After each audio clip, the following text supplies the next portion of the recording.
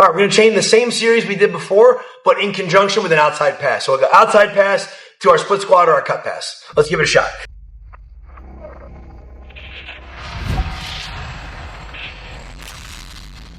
I'm going to work on putting him to his back. Now, if he isn't already to his back, we have a number of ways we can do it, right? We've been talking about, of course, the obvious one. I want to pull his feet, but sometimes that gives me trouble, right? If I pull feet on a great guard player who's very passive and likes to just go like big frames, I'm like, oh crap, now there's no dynamic movement for me to capitalize on. So that, that's a great option, but sometimes I may want to just kind of rush him a little bit, right? So sometimes I'll come forward, hands on his knees, get my hand over his head and start running. So now at least there's some openings when he frames. He's got to at least keep my weight off a little bit. So however I get him here, we're going to look at just going to our outside pass. And we know we can go shins or knees. For no-gi, I really like to try to find my way to hand to the hip, right? Even if it's an old school concept, I see a lot of value in it. Now, when we do this, a lot of times I'll do it even from standing, clear one off, step in. And now I try to clear this leg, right? So as I walk this way, whatever I can't frame down or push down, my motion has to take care of the rest, right? So if I try to push him down and it doesn't go much, now I got to shuffle it down. Now I got to step over, right? And when I step over, I'm not going to go beyond like feet parallel, right? No low hanging fruit for this guy to hook my leg and start attacking. Nothing easy, right? So when I go, if I keep it in position, can he still grab my leg? Absolutely. But what would he have to do that? He'd have to give something up or put himself out a little bit and move, right? And I can live with that because that's going to open something up for me.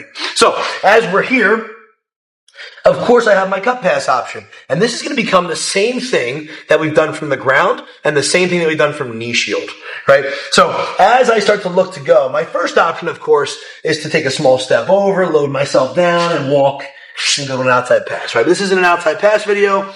This is getting back to our cut pass offense. So as I go to take my small step and he curls me in, I'm here. I have the option to cut. But look, again, if he's good, it's not going to be 1, 2. He's going to be constant movement. So what's the natural movement for him? If I go here, he pulls me back. If I go to cut, he's either going to push up or the one we're talking about today, he scoots like we talked about before. Now it's the same thing, but from standing. Now here's where this changes when we're not on the floor. On the floor, I can just walk the inside leg forward, and I'm not very clumsy there because I'm already kind of close to him. I can't do that standing. But as I'm here, it's really going to be my knee goes to my elbow, but now my outside leg is going to cut the distance quick, right? So I'm going to take it like I'm throwing a knee to his hip or his liver here. And now look, it's not going to be the same. I'm not going to walk. If I walk with this leg across, I'm giving him too much momentum this way to get on this leg, right? And we talk about a lot. I really think on a lot of these passes and these movements, the side I just came from is the most important, not the side I'm going to, because I know if I'm going to my right, it's natural I'm going to focus on this. I got to focus on this leg so I don't go here and leave something easy for him to start attacking, no matter what it might be. It could be a knee lever, whatever. So as I go, I try to move this out, of course. I try to cut. If he scoots, I'm going to knee him here. And now this isn't going to be a walk again this way. It's too risky. I'm going to pivot and rotate, and I'm going to hook the back of my hamstring to the top of his thigh. So as I'm here, I knee, scoot, rotate, and settle.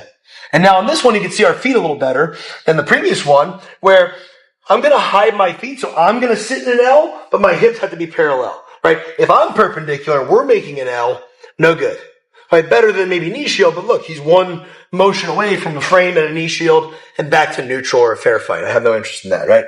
I want to rotate, and now I can keep up with him, right? And this is for jiu-jitsu, for MMA. Like, for MMA, I want to have my hands free so I can strike, right? So the more my hips can keep them flat, the better I'm going to be. For jiu-jitsu, I want my hands free to underhook or to attack submissions. I don't want to be hugging his hips or anything like that. So the more I can keep his hips dominated with my hips, the more I can undo his frames. I can pummel for underhooks. I can go near side underhook.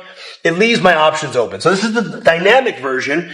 If we haven't done this before, you just start on the ground in the split squat. And now, as you start doing the outside pass, you pick up the motion a little bit in the dynamic activity. So as I go, I'm looking to step over, right? But he's caught onto me. I go, he pulls me in. I want to cut pass. He scoots, knee him in the hip, rotate, and swing my knees around.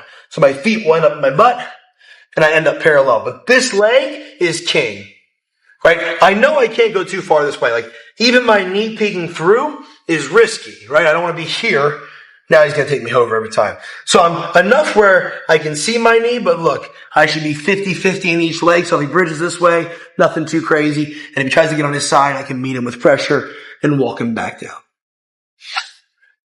Give us a shot, guys. And if you haven't seen the previous videos, this is in addition to that. So go check them out. Let us know what you think.